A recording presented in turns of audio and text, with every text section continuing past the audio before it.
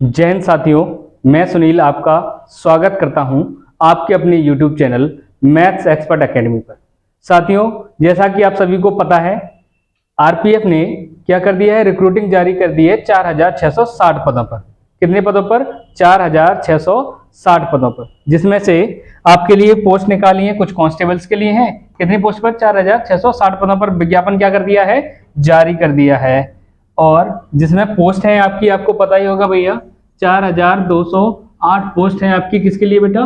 Constables के लिए। यानी कि आरपीएफ में सिपाही के लिए कितनी पोस्ट है? 4208 पोस्ट। अब 452 पोस्ट आपकी किसके लिए बेटा?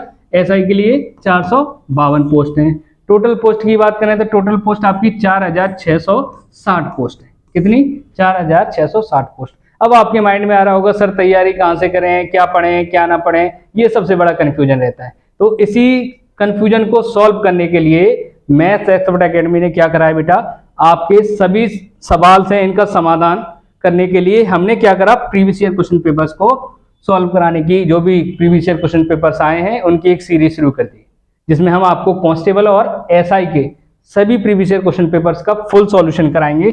जीके, जीएस और भी अदर सब्जेक्ट्स के आपके सॉल्यूशंस इसी चैनल पर प्रोवाइड किए जाएंगे। ठीक है, तो इसी सीरीज को मैं शुरू करता हूं आप लोगों के साथ। देखिए, चलिए, तो पहला क्वेश्चन है, जैसा कि आप सभी को दिख रहा होगा, निम्नलिखित में से क्या सबरीमाला में बाघ संरक्षित स्थान पर स्थित है? निम्नलिखित में से क्या सबरीमाला, इसमें सबरीमाला में बाघ संरक्षित स्थान पर स्थित है? तो पहला ऑप्शन दिया है बेटा आपका परम्बिकुलम, दूसरा असीमित, तीसरा मधुमलई, चौथा पेरियार। तो बेटा सबसे पहले बाघ आरक्षित वर्ड आया है। क्या आया है बेटा? बाघ संरक्षित। बाघ संरक्षित यानी कि टाइगर रिजर्व की बात कर रहा है। किसकी बात कर रहा है बेटा? टाइगर रिजर्व की बात कर रहा है। किसकी? टाइगर रिजर्व की। टाइगर रिजर्व कौन सा वाला? वो भी सबरीमाला वाला। कौन सा? सबरीमाला वाला। सबरीमाला पहले, सबसे पहले पता होना कि सबरीमाला के नाम से एक बेटा मंदिर भी है। क्या है? मंदिर भी है। वो कहां पर है? केरल में है। इसी मंदिर में सबको पता है महिलाओं को जाने की क्या नहीं थी, पहले परमिशन नहीं थी। फिर क्या हुआ, महिलाओं ने आंदोलन करे और उनको सबरीमाला मंदिर में जाने की परमिशन दी गई। सबरीमाला कहां पर है? केरल में है बेटा। तो केरल में कौन सी नदी बहती है? पेरियार नदी बहती है। कौन सी नदी बहती है? पेरियार। ठीक है, मुल्ला पेरियार बांध के बारे में भी आपने सुना होगा। मुल्ला पेरियार बांध कहां पर स्थित है? वो भी कहां पर है बेटा? कहां पर है? केरल में है। तो सबरीमाला बाघ संरक्षित केंद्र में क्या स्थित है बेटा? पेरियार नदी स्थित है। क्लियर? अगला मूव करते हैं। अगला क्वेश्चन है हमारा,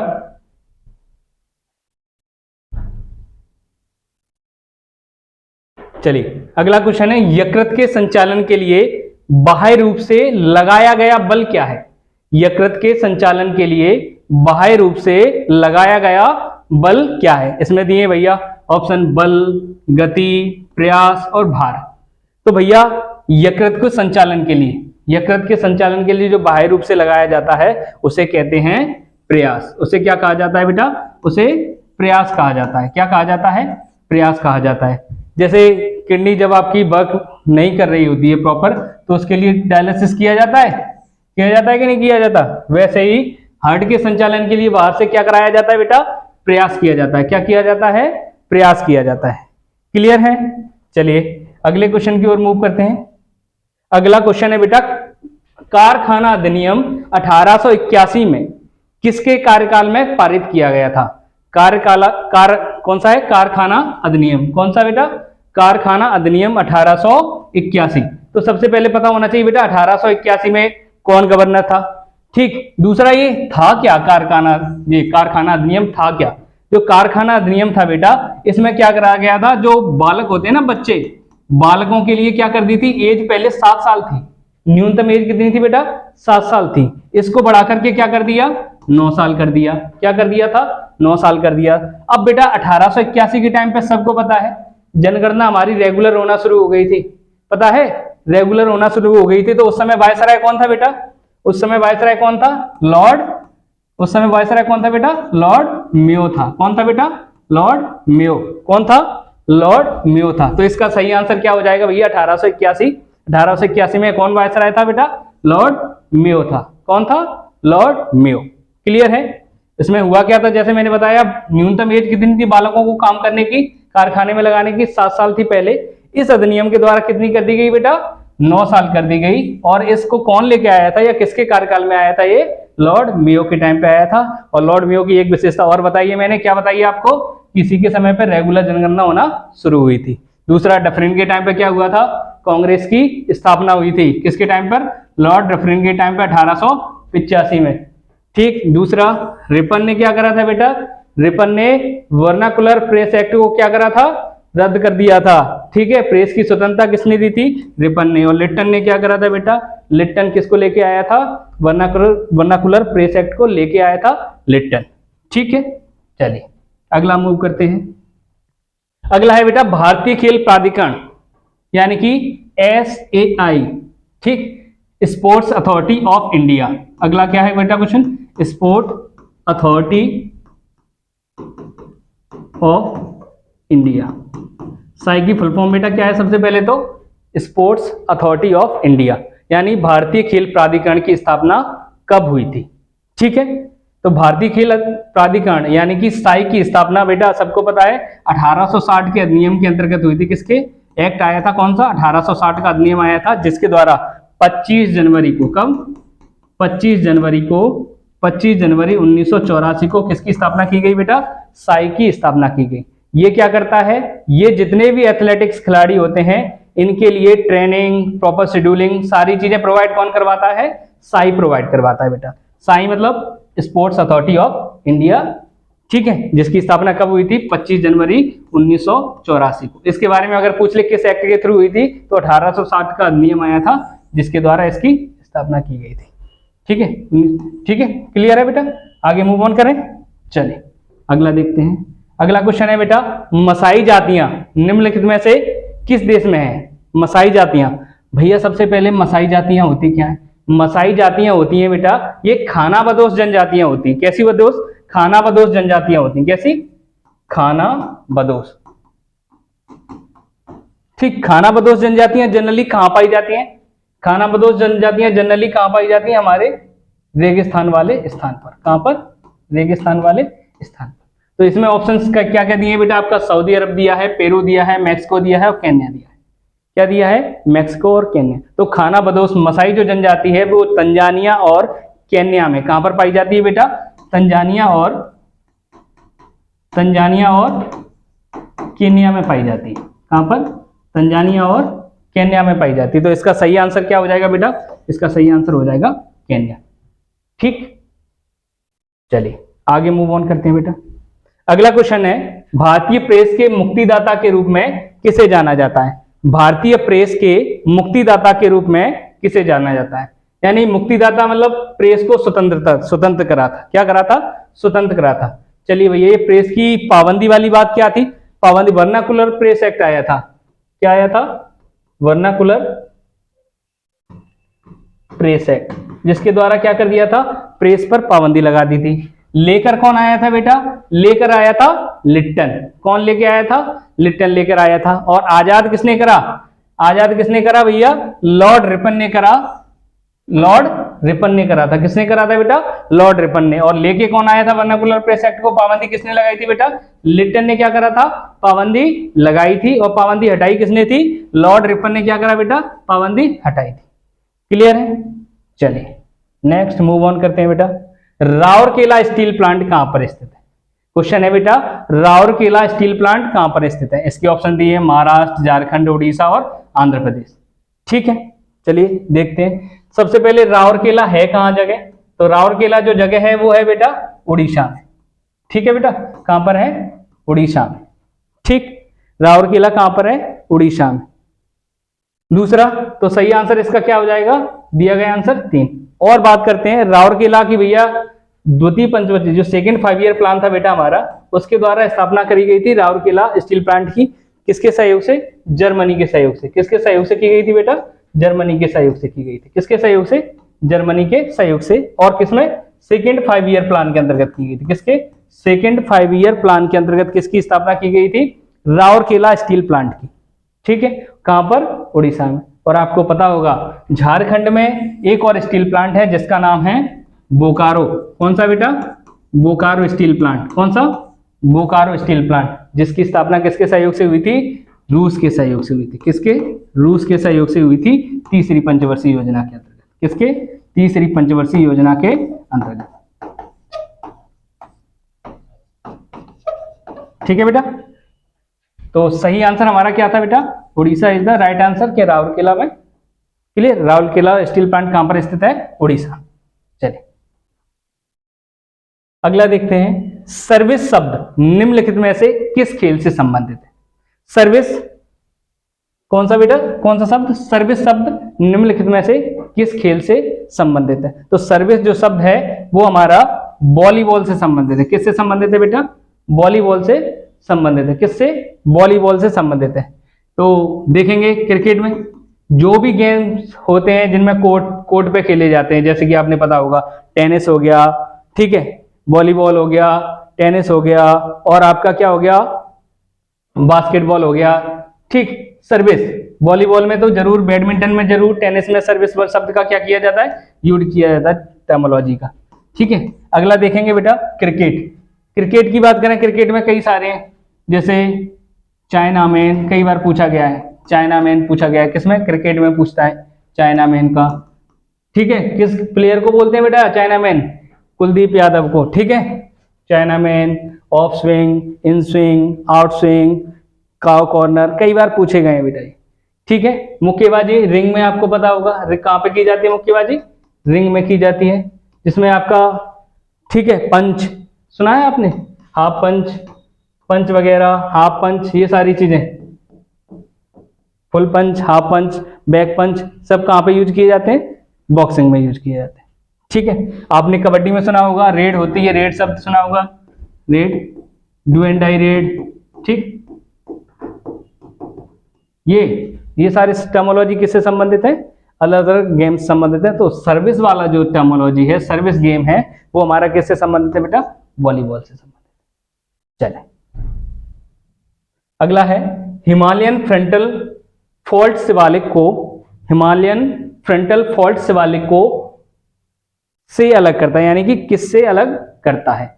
यानी कि हिमालयन फ्रंटल फॉल्ट है जो शिवालिक आपको पता है सबसे ये ऐसे बाहरी हिमालय भी कहते हैं, सबसे दक्षिणी हिमालयी चोटी है। ठीक है, सबसे दक्षिणी हिमालयी चोटी है शिवालिक। इसको सेग्रीगेट कर रहा है हिमालयन फ्रंटल फॉल्ट से। कौन सेग्रीगेट करता है? तो इसका सही आंसर है भारत के महान मैदान या विशाल मैदान, ग्रेटर प्लेन्स क्या करते हैं? हिमालयन फ्रंटल फॉल्ट को शिवालिक से अलग करते हैं। हिमालयन फ्रंटल फॉल्ट को किससे अलग करते हैं बेटा? किससे? भारत के महान मैदान सेग्रीगेट करते हैं शिवालिक से। किससे अलग करते हैं? किससे सेग्रीगेट करते हैं? शिवालिक से। चलिए अगला क्वेश्चन देखते हैं, ठोस कोण यानी कि सॉलिड एंगल, ठीक है बेटा, सॉलिड एंगल की इकाई क्या है? ठोस कोण या सॉलिड एंगल की इकाई क्या है? आपको इसमें ऑप्शन दिए गए, कोण, डिग्री, स्टेरेडियन और एंडियन। तो सही आंसर है बेटा इसका सही आंसर है स्टेरेडियन। आपको डिवाइस पता होंगी सारे के सारे, यानी भौतिक राशियां और उनके मात्रक पता होने चाहिए। भौतिक राशियों में पूछ लेता है भाई ताप का केल्विन, दाब का क्या होता है बेटा? पास्कल। ठीक, दाब 7 भौतिक राशियां होती हैं। ठीक है, कितनी? 7 भौतिक राशियां होती हैं। 700 के क्या होते हैं? मूल मात्रक होते हैं, और 2 क्या होते हैं? व्युत्पन्न मात्रक होते हैं। ठीक है, जो क्या है? घनकोण, कोण और घनकोण, रेडियन और स्टेरेडियन। स्टेरेडियन यानी कि ठोस कोण को क्या कहते हैं? घनकोण या ठोस कोण। तो इसका जो मात्रक है स्टेरेडियन। क्लियर है? चलिए अगला, a bunch of old letters. Question क्या है बेटा? A bunch of old letters किसने लिखा है और प्रकाशित किया है? इसके बारे में क्वेश्चन पूछा है। A bunch of old letters किसने लिखा है या प्रकाशित किया है? तो आपको पता होना चाहिए a bunch of old letters किसकी है? ये जवाहरलाल नेहरू जी ने लिखा है। किसने लिखा है बेटा? जवाहरलाल नेहरू जी ने लिखा है। किसने?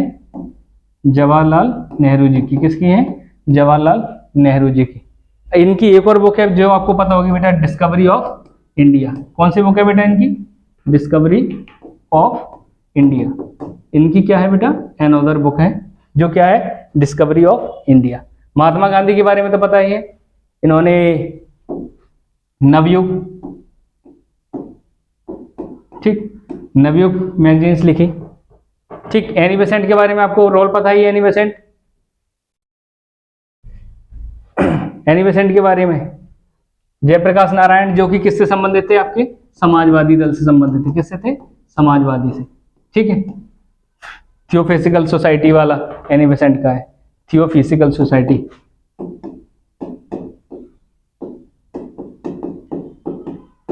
Society, theosophical society, Annie Besant. ठीक है, और जवाहरलाल नेहरू, इनके बारे में बेटा एक और बात है एनी बेसेंट की, ये कांग्रेस की पहली महिला अध्यक्ष थी। ठीक है, कांग्रेस की पहली महिला अध्यक्ष कौन थी? Shrimati any Besant. ठीक है, चलिए अगला देखते हैं। अगला क्या है? वर्ल्ड हैप्पीनेस रिपोर्ट 2018 के अनुसार निम्न में से कौन सा देश 2018 में पहले स्थान पर था? बेटा ये करंट अफेयर का क्वेश्चन है, इस टाइप की रिपोर्ट्स वगैरह के क्वेश्चंस आपसे पूछे जा सकते हैं, तो रिपोर्ट्स हम पढ़ के जाएंगे। तो ये 2018 में पूछा है, वर्ल्ड हैप्पीनेस रिपोर्ट 2018 के अनुसार कौन सा देश 2018 में क्या था? पहले स्थान पर या प्रथम स्थान पर है? सबसे ज्यादा हैप्पीनेस, खुशहाल कौन सा देश है? हैप्पीनेस मतलब खुशहाल देश, कौन सा बेट? खुशहाल देश। भैया सबको पता है इसका राइट आंसर क्या है बेटा? अभी भी जो पहले था वो भी क्या है बेटा? अभी है। प्रेजेंट में भी कौन है? फिनलैंड ही प्रेजेंट में है, और पहले भी कौन था बेटा? फिनलैंड ही इसका सही आंसर था, पहले भी और आज भी। 2024 की रिपोर्ट के अनुसार भी सर्वश्रेष्ठ पहले रैंक पर है कोई, तो वो कौन सा देश है बेटा? फिनलैंड है, वर्ल्ड हैप्पीनेस रिपोर्ट के अकॉर्डिंग। चलिए अगला क्वेश्चन है बेटा, एरिन किसे कहते हैं? अगला क्वेश्चन क्या है? एरिन किसे कहते हैं? तो इसमें ऑप्शंस दिए हैं, सुगंधित हाइड्रोकार्बन्स को, एल्काइन को, असंतृप्त हाइड्रोकार्बन को, या संतृप्त हाइड्रोकार्बन को। तो भैया सुगंधित हाइड्रोकार्बन्स को क्या कहा जाता है? एरीन्स कहा जाता है। सुगंधित हाइड्रोकार्बन्स को क्या कहा गया है? एरीन कहा गया है। किसको? सुगंधित हाइड्रोकार्बन को एरीन कहा गया है। हाइड्रोकार्बन तो पता ही होगा ना बेटा, ये कार्बन, हाइड्रोजन और ऑक्सीजन के क्या होते हैं? क्या होते हैं? कंपाउंड होते हैं। क्या होते हैं? कंपाउंड होते हैं। किसके? कार्बन, हाइड्रोजन और ऑक्सीजन के क्या होते हैं? कंपाउंड होते हैं। अगला देखते हैं बेटा, भारत के संविधान में अनुसूचियों की संख्या कितनी है? भारत के संविधान में अनुसूचियों की संख्या कितनी है? तो देखेंगे बेटा, ऑप्शन दिए हैं 9, 12, 8 और 10। तो सबसे पहले अनुसूचियों की बात कर रहा है, तो अनुसूचियां बेटा इंग्लिश में इनको क्या कहते हैं? शेड्यूल्स कहते हैं। क्या कहते हैं बेटा? शेड्यूल्स कहते हैं। अनुसूचियों को क्या कहा गया है? शेड्यूल्स कहा गया है। और एक और बात करें शेड्यूल्स के बारे में, तो बेटा जब मूल संविधान था या ओरिजिनल कॉन्स्टिट्यूशन था, तब इनकी संख्या कितनी थी? 8 थी। वर्तमान में इनकी संख्या बेटा कितनी है? वर्तमान में इनकी संख्या कितनी है बेटा? 12 है। कितनी है? 12 है। तो सही आंसर क्या हो जाएगा? है के लिए पूछ रहा है, तो सही आंसर हो जाएगा बेटा हमारा 12। क्लियर है? क्या हो जाएगा सही आंसर हमारा? इसका 12 हो जाएगा। सही आंसर क्या हो जाएगा बेटा? 12 हो जाएगा। ठीक है, चलिए अगर मूल संविधान में बेटा भाग की पूछ ले, अनुच्छेद पूछ ले, कई बार पूछा गया है, तो मूल संविधान में बेटा अनुच्छेद कितने थे? 395 अनुच्छेद थे। कितने? 395 क्या थे बेटा? अनुच्छेद थे। ठीक, अनुसूचियां बताई थी आपको, कितनी थी मूल में? 8 थी। भाग कितने थे बेटा? भाग हमारे 22 थे। वर्तमान की बात करें तो वर्तमान में 470 प्लस क्या हो गए हैं बेटा? अनुच्छेद हो गए हैं। ठीक है, 470 क्या हो गए हैं? अनुच्छेद हो गए हैं। और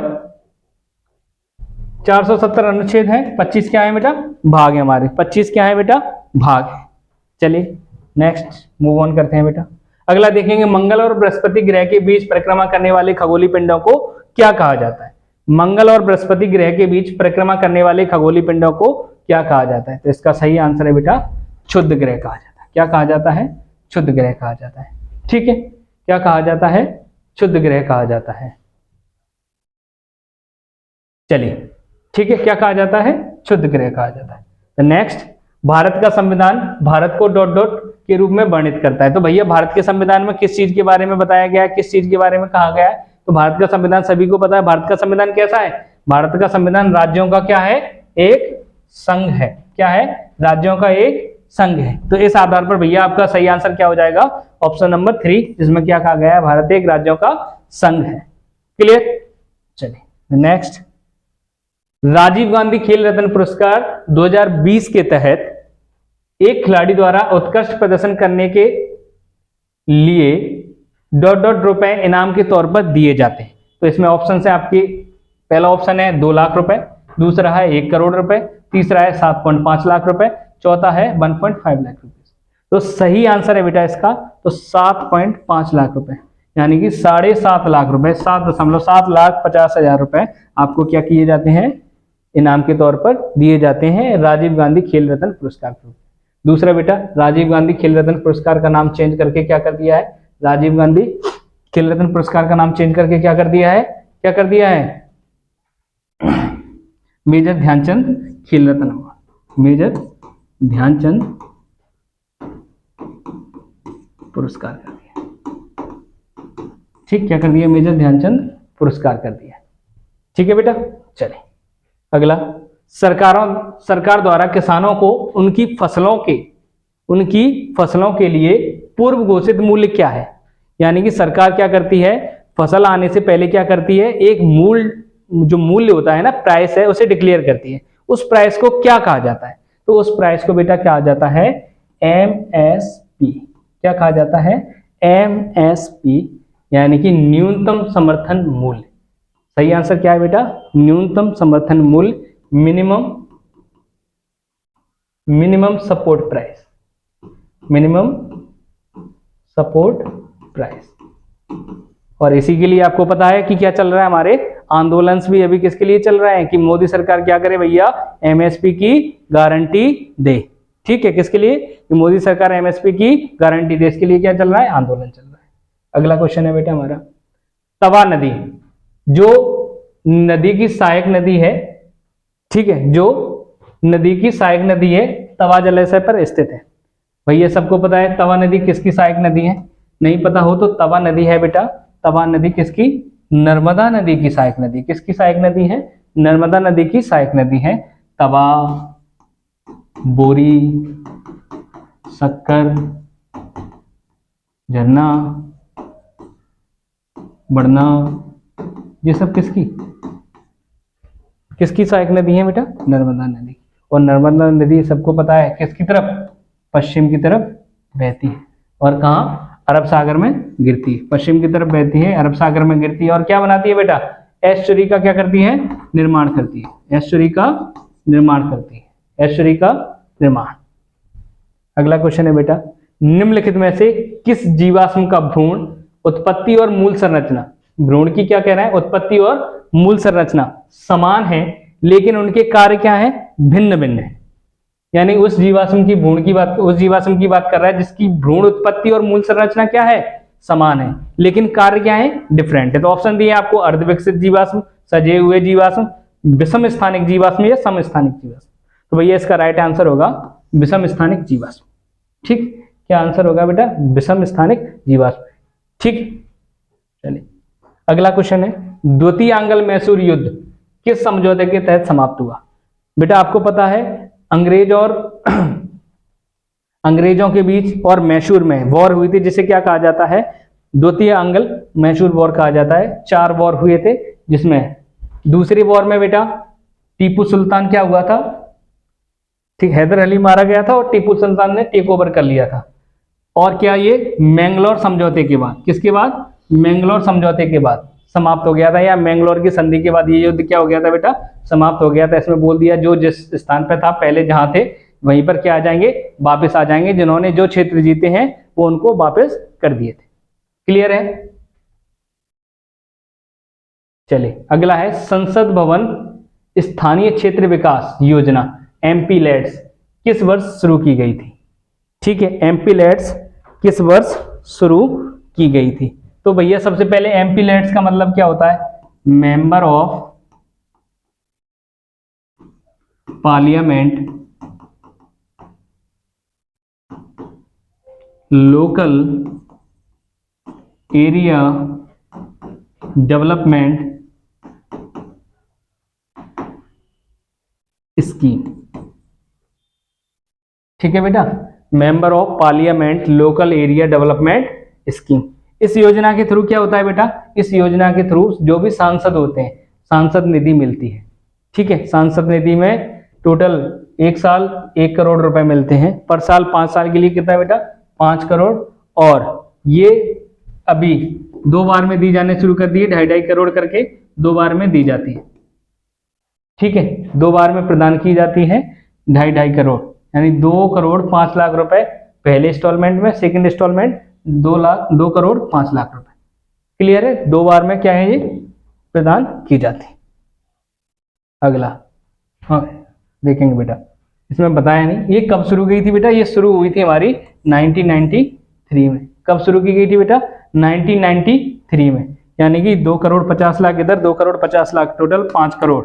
ठीक है बेटा, 5 करोड़ रुपए मिलते हैं अपने संसदीय क्षेत्र को डेवलप करने के लिए। किसमें, संसद भवन स्थानीय क्षेत्र विकास योजना में, जिसे इंग्लिश में क्या बोला जाता है, member of parliament local area development scheme.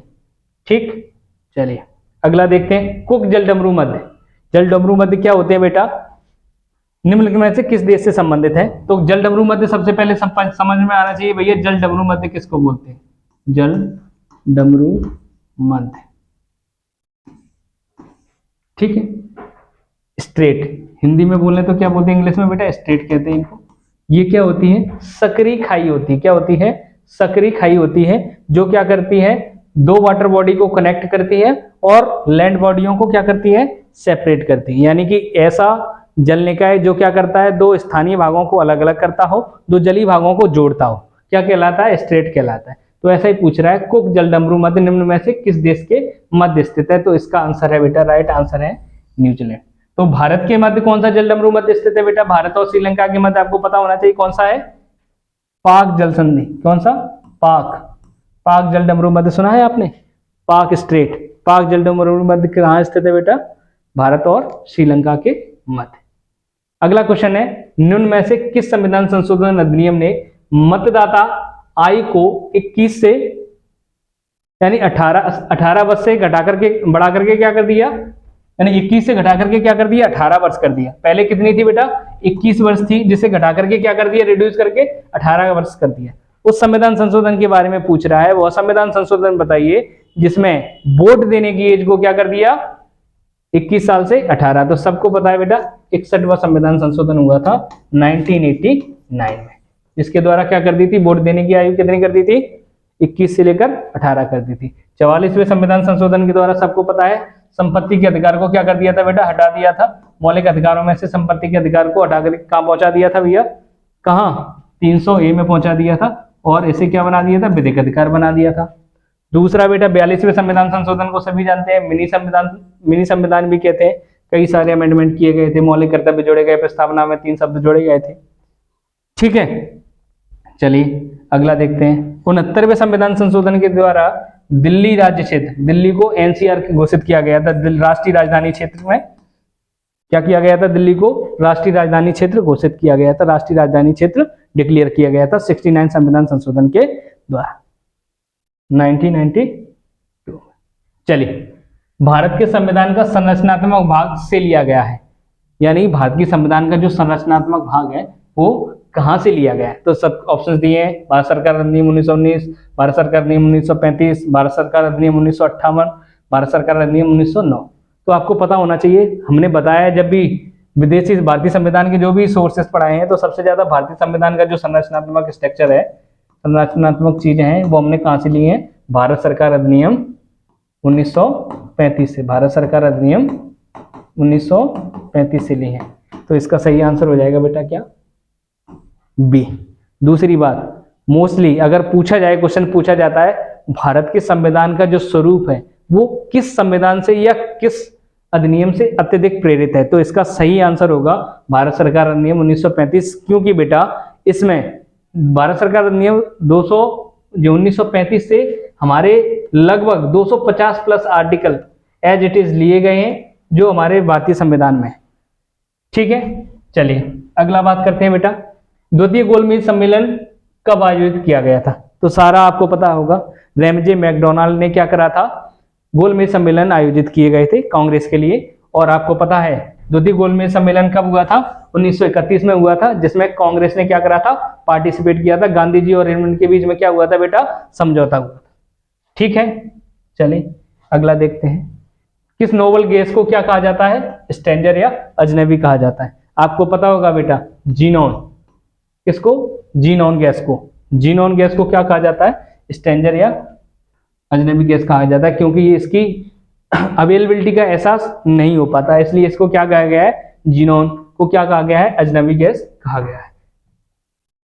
चलिए बेटा, अगला है भारत के संविधान का भाग 6 किससे संबंधित है? तो भारतीय संविधान का भाग 6 है, वो किससे संबंधित है बेटा? राज्य सरकारों से संबंधित है। राज्य के नीति निर्देशक सिद्धांत हमारे भाग 4 संबंधित है। केंद्र सरकार भाग 5 संबंधित है। निर्वाचन से भाग कौन सा? 15। भाग 15 कैसे संबंधित है बेटा? निर्वाचन से। 15 कैसे संबंधित है बेटा? सीधा सीधा 15 किससे संबंधित है? निर्वाचन से संबंधित। क्लियर? चलिए मूव ऑन करते हैं।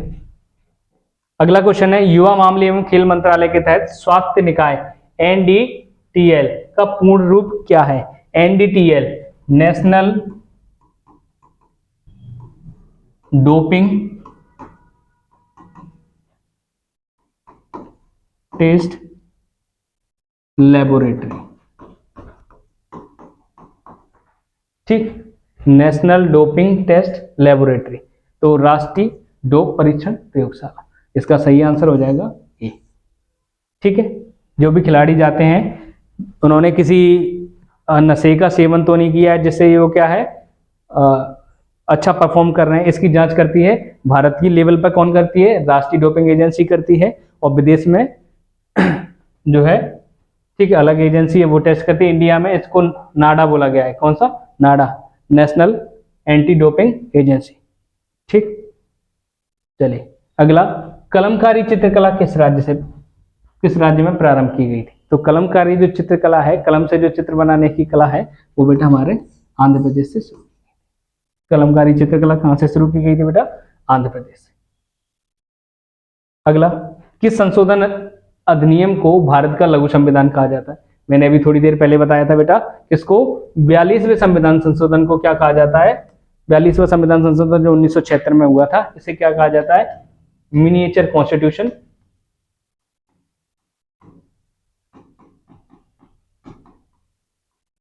या लघु संविधान कहा जाता है। इसके द्वारा लगभग 21 से भी ज्यादा संशोधन किए गए थे।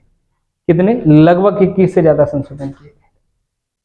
चलिए अगला देखते हैं, मई 2018 में संन्यास की घोषणा करने वाले दक्षिण अफ्रीकी क्रिकेट खिलाड़ी कौन था?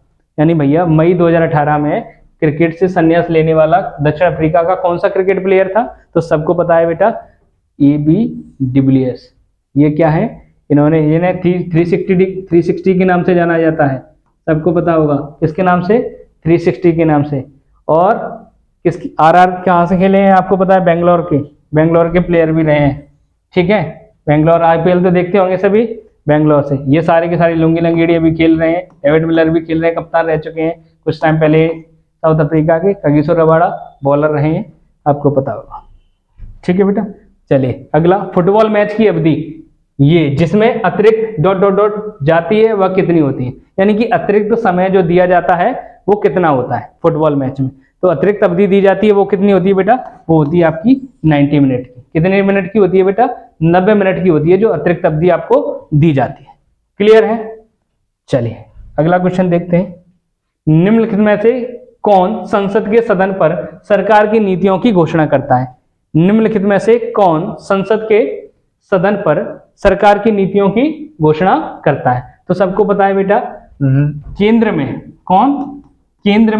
कौन होता है बेटा? केंद्र में प्रधानमंत्री होता है, जो क्या करता है?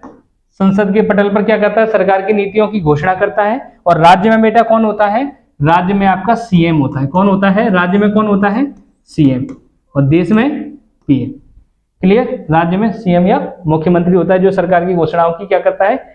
संसद के पटल पर रखता है।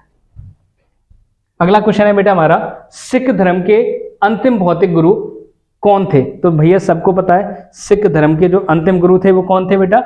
गुरु गोविंद सिंह थे। अंतिम गुरु या 10वें गुरु किसको बोला जाता है? 10वें गुरु या अंतिम गुरु गुरु गोविंद सिंह को बोला जाता है। इसको गुरु गोविंद सिंह को। और इन्होंने बेटा सिख धर्म में खालसा पंथ की स्थापना की थी। किसकी? खालसा पंथ की क्या की थी बेटा? इन्होंने स्थापना की थी खालसा पंथ की। इन्होंने ही सिखों के नियम बनाए थे, कड़ा रखना, केस रखना, ठीक, कटार पहनना, ये सारे किन्होंने? गुरु गोविंद सिंह ने। चलिए अगला, chlorofluorocarbon CFC co dot dot के रूप में भी जाना जाता है। तो क्लोरोफ्लोरोकार्बन है बेटा, इन्हें किस रूप से जाना जाता है इसके बारे में पूछ रहा है। तो क्लोरोफ्लोरोकार्बन को बेटा फ्रेयॉन के नाम से जानते हैं। किसके नाम से जानते हैं? फ्रेयॉन के नाम से जाना जाता है। अगला, निम्नलिखित में से कौन से कार्यक्रम का उद्देश्य ग्रामीण क्षेत्रों और छोटे शहरों में स्वरोजगार के अवसरों का निर्माण करना है? क्या करना है? स्वरोजगार के अवसरों का निर्माण करना है। तो ग्रामीण क्षेत्रों में और छोटे शहरों में जो स्वरोजगार के निर्माण, यानी कि किसके जो रोजगार उत्पन्न, जो रोजगार क्या है? रोजगार सृजन, रोजगार जनरेट करने का जो कार्यक्रम है उसे किस नाम से जाना जाता है? तो ग्रामीण रोजगार सृजन कार्यक्रम के नाम से जाना जाता है। उसे किसके? ग्रामीण रोजगार सृजन कार्यक्रम के रूप से जाना जाता है। चलिए, निम्नलिखित में से कौन सा नाटक कालिदास ने लिखा था? तो बेटा कालिदास ने 3 नाटक लिखे हैं। कितने नाटक लिखे हैं? 3 नाटक लिखे हैं। पहला लिखा है अभिज्ञान शकुंतलम,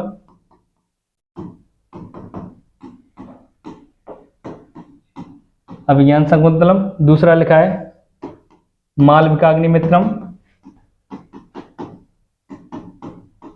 और तीसरा लिखा है बेटा कौन सा?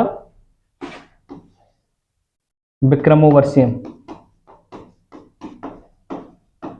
ये बेटा तीनों के तीनों लव स्टोरियों पर बेस्ड है। तीनों के तीनों किस पर? लव स्टोरियों पर बेस्ड है। अभिज्ञान शकुंतलम राजा दुष्यंत और शकुंतला की लव स्टोरी पर है। दूसरा मालविकाग्निमित्रम, ये विक्रम और मालविका के किस पर बेस्ड है? लव स्टोरी पर। और विक्रमोर्वशी आपको पता ही है, विक्रम और उर्वशी की लव स्टोरी पर बेस्ड है बेटा। ठीक है, तीनों के तीनों। तो इसका सही आंसर क्या हो जाएगा? मालविकाग्निमित्रम। कालिदास को भारत का क्या कहा जाता है? शेक्सपियर भी कहा जाता है। क्या क्या कहा जाता है? Shakespeare of India. किसको कहा जाता है बेटा? कालिदास को। ठीक है, चलिए आगे मूव ऑन करते हैं। अगला, निम्नलिखित में से किस देश को पहले फार्मोसा के नाम से जाना जाता था? फार्मोसा के नाम से। बेटा एक बात याद रखेंगे, जब चीन ने क्या करा, एक्सपेंडिशन करा था, तो वो कहाँ जाकर के? ताइवान में जाकर रहना शुरू कर दिया था। कहाँ पर? ताइवान में जाकर के रहना शुरू कर दिया था। उस समय ताइवान को किस नाम से जाना जाता था? फार्मोसा के नाम से जाना जाता था। किसके नाम से जाना जाता था बेटा? फार्मोसा के नाम से। तो किसको जाना जाता है? फार्मोसा कंट्री के नाम से किसको जाना जाता था बेटा? ताइवान को फार्मोसा के नाम से जाना जाता है। ताइवान इस समय हमारे ऑटोमोबाइल सेक्टर में और मोबाइल सेक्टर में बहुत बड़ा रोल प्ले कर रहा है। ठीक है, आपने सुना होगा IC सर्किट, इंटीग्रेटेड चिप वाला, कि भारत सरकार क्या लगा रही है? संयंत्र लगा रही है बहुत सारी। क्या लगा रही है? बहुत सारे संयंत्र लगा रही है। इसमें से एक हमारा किसके? ताइवान की सहायता से लगाया जा रहा है भारत में। चलिए देखते हैं। भारत का संविधान डॉट डॉट डॉट है। तो सबको पता है भैया भारत का संविधान कैसा है? भारत का संविधान सबसे लंबा लिखित संविधान है विश्व का। भारत का संविधान सबसे लंबा और लिखित संविधान है। किसका? विश्व का सबसे लंबा और लिखित संविधान है। ठीक, तो सबको पता है। चलिए नेक्स्ट मूव ऑन करते हैं। अगला है, भारत के संविधान के सुलेखक कौन थे? यानी कि भैया किसने लिखा है? किसने लिखा है? तो सबको पता है बेटा, प्रेम बिहारी नारायण। इसके रायजादा, प्रेम बिहारी नारायण रायजादा है, जो क्या है बेटा? इनके लेखक हैं, सुलेखक हैं, आपको पता होगा। और ड्राफ्टिंग कमेटी ने इसको ड्राफ्ट करा था। किसने? ड्राफ्टिंग कमेटी ने इसको ड्राफ्ट करा था। उस ड्राफ्टिंग कमेटी के अध्यक्ष थे, कौन थे? उस ड्राफ्टिंग कमेटी के अध्यक्ष थे डॉक्टर BR अम्बेडकर। कौन थे? डॉक्टर BR अम्बेडकर थे। अगला देखते हैं बेटा, महात्मा गांधी की अध्यक्षता में भारतीय राष्ट्रीय कांग्रेस का एकमात्र अधिवेशन कहाँ आयोजित हुआ था? तो महात्मा गांधी ने जिस कांग्रेस अधिवेशन की अध्यक्षता की थी, वो कौन सा कांग्रेस अधिवेशन था? तो सबको पता है बेटा, बेलगांव अधिवेशन की अध्यक्षता किसने करी थी? महात्मा गांधी ने करी थी। किसने करी थी बेटा? महात्मा गांधी ने करी थी। ठीक है, चलिए अगला देखते हैं। सापेक्ष गति के परस्पर क्रिया करने वाली दो सतहों के बीच कार्यरत घर्षण बल क्या है? सापेक्ष गति होती है एक दूसरे के सापेक्ष, ठीक है। तो परस्पर क्रिया करने वाली दो सतहों के बीच जो बल है, जो घर्षण बल है, उसे क्या कहा जाता है? उसे गतिशील घर्षण बल के नाम से जाना जाता है। क्या किस नाम से जानते हैं? गतिशील घर्षण बल के नाम से जाना जाता है। जब दो मूवेबल एक दूसरे के डायरेक्ट सेम में, ठीक है, तो सापेक्ष है एक दूसरे के, ठीक है, तो जो बल होगा इनके बीच में, जो घर्षण बल है, जैसे एक दूसरे के ओवरलैपिंग करेंगे ना घर्षण बल, तो उस घर्षण बल को क्या कहेंगे बेटा? गतिशील घर्षण बल कहते हैं। अगला, निम्नलिखित में से कौन सा अनुच्छेद देश के सभी नागरिकों के लिए समान नागरिक संहिता से संबंधित है? यानी कि सबको पता होगा बेटा, यूसीसी की बात कर रहा है। किसकी बात कर रहा है? यूसीसी की, यूनिफॉर्म सिविल कोड की बात कर रहा है। किसकी बात कर रहा है? यूनिफॉर्म सिविल कोड की।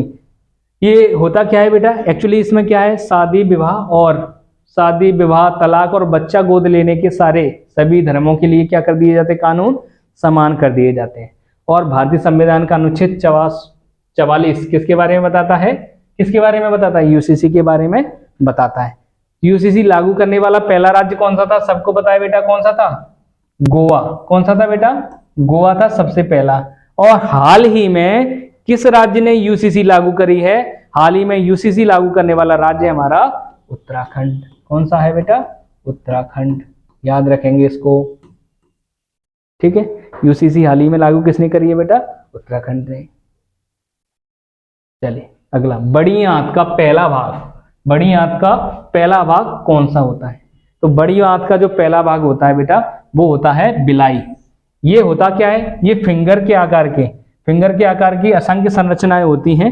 फिंगर के आकार की असंख्य संरचनाएं होती हैं, जिनका काम क्या होता है? एब्जॉर्बेशन करना होता है। किसी चीज को क्या करती हैं ये? जैसे जितने भी स्रोत आते हैं, जैसे जो भी प्रोटीन है और जो भी मिनरल्स वगैरह बॉडी में जैसे हम भोजन ग्रहण करते हैं, जो भी आते हैं, तो उनको क्या करती है? ये एब्जॉर्ब करती हैं।